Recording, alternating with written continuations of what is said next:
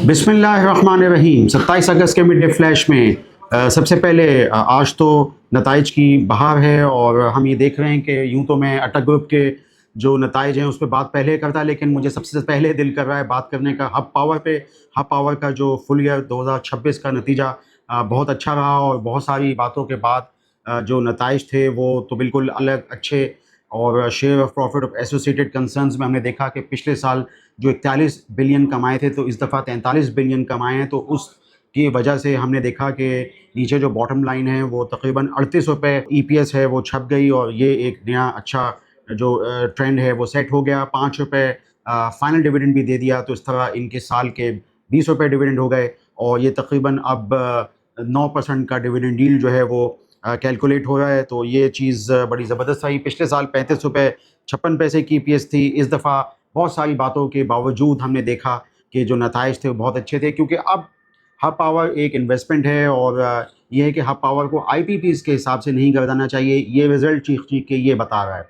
तो जो भी मामलात हों आईपीपीज़ के हवाले से, जो भी पेमेंट्स मिलनी या इनको देनी हो, उससे हट के उससे क़तई नज़र हम ये कह सकते हैं कि जो इस वक्त जो हब पावर ने इन्वेस्टमेंट्स करी, मसलन ये कि share of profit of associated concerns के अंदर सबसे पहले तो China power hub generation CPEC का प्रोजेक्ट है। 1320 megawatt combined cycle coal fired जो प्रोजेक्ट है, एक तो वो चीज़ बहुत अहमियत की हामिल है और उसी हवाले से चीज़ें आई थी। लेकिन हमने देखा कि उनके जो चीज़ जो है, अब जो डिटेल अकाउंट्स आएंगे तो हम देखेंगे, लेकिन बहरहाल वहाँ से जो उन्होंने जो share of profit of associated में उनका जो हिस्सा है वो एक अहम किरदार अदा कर रहा है। दूसरी तरफ ये है कि ज़ाहिर बात है बहुत कम जो है वो बीवाईडी बिल्ड योर ड्रीम्स, ये जो मेगा मोटर्स के तवसुत से जो होल्डिंग है वहाँ से थोड़ा सा नफ़ा होगा, बहुत कम होगा वो।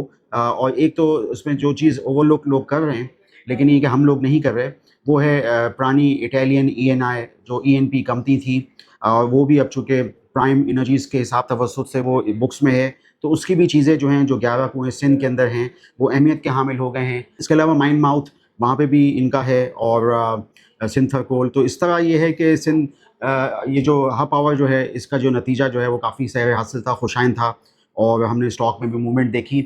अब बात करते हैं ये जो 38 रुपये की ईपीएस के बाद हम बात करते हैं जो दूसरे नताइज थे। हम इस अपने वीडियो लॉग पे काफ़ी दफ़ा पीओएल पाकिस्तान ऑयल फील्ड्स पे काफ़ी दफ़ा बात कर रहे थे, डिविडेंड डील के हवाले से बात कर रहे थे।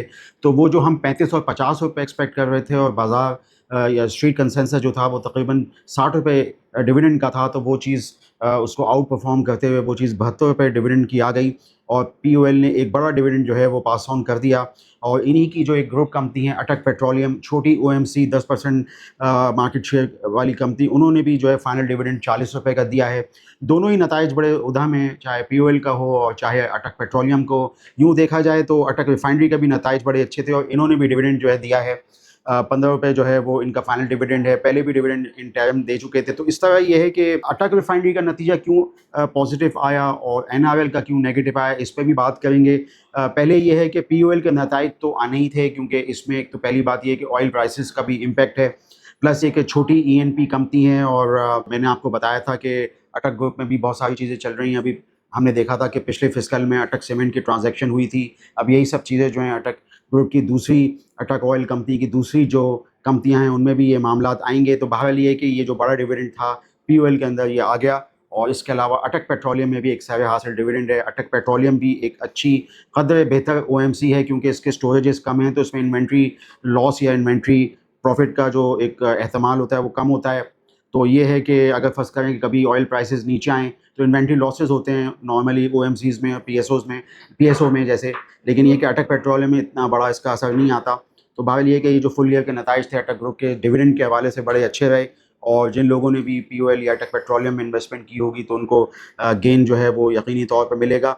अटक रिफाइनरी के अंदर भी जो नतीजा था वो इस वजह से बेहतर था एनआरएल से, जैसे कि मैंने आपको इब्तदाई में बात करी। उसकी वजह ये थी कि उसमें डीजल का कंटेंट जो है अटक रिफाइनरी में कम है। तो जहाँ इस वक्त क्रैक मार्जिन्स जो हैं वो बढ़ते हुए आ रहे हैं डीजल पे, वो उस तरह के क्रैक मार्जिन्स जो हैं वो अटक रिफाइनरी में नहीं है। अब ये जो क्वार्टर था 31 मार्च से लेके 30 जून तक का, इसमें थोड़ा सा ऑयल प्राइसेस नीचे आई, तो हमने एनआरएल में देखा कि थोड़ा सा उसका जो एक लॉस आया वो उसकी वजह ये थी। उमूमी तौर पे जो वैसे तो फुल ईयर का उनका नफ़ा आया 77 रुपये का, लेकिन ये है कि फोर्थ क्वार्टर में उनका लॉस था एनआरएल नेशनल रिफाइनरी का, जो इस वक्त अटक रिफाइनरी जो मिड कंट्री रिफाइनरी है, वो उसका जो है वो बड़ा नतीजा जो है वो आ गया। तो इसकी वजह ये थी कि डीजल का कंटेंट जो है वो अटक रिफाइनरी में कदर कम होता है। तो और ये है कि अब यही नतीजा जो 30 सितंबर का होगा, अब इन रिफाइनरीज का वो उधम अच्छा होगा, क्योंकि आपने देखा कि इस पूरे यानी जुलाई से लेके अब तक ऑयल प्राइसेस बढ़ी हैं और हुकूमत ने भी एक्स रिफाइनरी प्राइस में बेनिफिट इन कंपनीज़ को, इन रिफाइनरीज़ को दिया है। तो जहाँ जहाँ आपको थोड़ा सा नीचे की यानी बेडों पे या नीचे के उस पे लेवल्स पे मिले, तो आप वापस रिफाइनिंग सेक्टर को ले सकते हैं। जब ये थोड़ा सा ये जो कम रिजल्ट्स जो हैं वो आए हैं, तो उसके बाद थोड़ी सी अगर नीचे आएंगे तो फिर ये कि आपके पास बाइंग अपॉर्चुनिटी बन जाएगी। फंडामेंटली बात कर रहा हूँ, क्योंकि 30 सितंबर के नताइज वापस रिफाइनरीज़ के अच्छे होंगे। और ये मतलब कोई रॉकेट साइंस नहीं, सभी को पता है कि ऑयल प्राइसेस बढ़ी, उसके नतीजे में हुकूमत ने एक्स रिफाइनरी प्राइस बढ़ाई, फिर ये कि हुकूमत ने थोड़ी एक्स रिफाइनरी प्राइस डीजल पे कम भी करी। तो ये इसमें थोड़ा सा चीज़ थी, मगर ये है कि यूँ देखा जाए तो हमें ये सब यानी जो नताइज हैं वो, चाहे सिनर्जी हो, एनआरएल हो, अटक रिफाइनरी हो और पीआरएल हो, इसके 30 सितंबर के नताइज बेहतर ही लगते हैं। तो मैंने सोचा कि रिफाइनिंग सेक्टर पे भी आपको थोड़ा सा जाते जाते बता ही दूँ। मार्केट पे बात कर लेते हैं। मार्केट के जो है इस वक्त अपने सपोर्ट पे खड़ी हुई है 1,78,000 KC 100, और ये अपने काफ़ी अच्छे उस पर सपोर्ट पे खड़ी हुई है। ये है कि किसी अच्छी खबर या अच्छे मामलात की मुंतज़िर है, गो कि ये रिज़ल्ट सीज़न है। हमेशा देखा गया है कि रिज़ल्ट सीज़न में थोड़ा वॉलेटिलिटी, थोड़ा सा उतार चढ़ाव रहता है। और इसके अलावा हम जो है वो ये भी देख रहे हैं कि बाहर की बाज़ारों में भी थोड़े से हम ये देखते रहते हैं कि वहाँ पे जैसे यूएस है, वहाँ पे थोड़े मसले मसाइल चल रहे हैं। तो ये है कि उसका भी कोई गूनागूं कभी ना कभी इंटरनेशनल मार्केट्स पे असर आता है। तो हमारी मार्केट गो के छोटी है, लेकिन बहरहाल एक सेंटीमेंट की बात होती है। रोड ओवर वीक भी है ये मुमकिन तौर पे हो सकता है कि सितंबर से थोड़ा सा मामलात बेहतर हों। कुछ मामलात जो हैं, ज़ाहिर बात है, इस वक्त मुल्की सतह पे भी चीज़ें हैं, तो वो भी जो है ज़रा देखने की ज़रूरत है। लेकिन ये जो हब पावर के नताइज हैं, इसने काफ़ी सरमायाकारों को हौसला दिया है। बकिया ये है कि ये अटक ग्रुप के नताइज और रिफाइनरी के नताइज ये भी समझ में आते हैं, और ये कि पहले क्वार्टर के नताइज पर अब इन्वेस्टर्स जो हैं वो भरोसा करेंगे, चीज़ें देखेंगे अपनी। तो मैंने सोचा कि इस हवाले से आपको बताऊँ। बाज़ अहम खबरों में इस वक्त प्राइवेटाइजेशन के अंदर हम देख रहे हैं कि फैसलाबाद इलेक्ट्रिक के बाद गुजरांवाला इलेक्ट्रिक के अंदर भी काफ़ी सरमायाकारों का जो है वो जो है हम देख रहे हैं कि दिलचस्पी बढ़ गई है। बाज़ लिस्टेड कंपनियों में ने भी जो है कंसोर्टियम बना के और वो गुजरांवाला इलेक्ट्रिक में कर रहे हैं। उसमें अहम जो AKDSL, AKD सिक्योरिटीज़ के तवसुत से इस वक्त फास्ट केबल और मेरे ख्याल में मुगल स्टील वगैरह वो भी आए हैं। तो इस बात को भी देखने की ज़रूरत है। पिछले दिनों फास्ट केबल के भी नताइज आए थे और उन्होंने भी थोड़ा सा नतीजा अच्छा दिखाया था।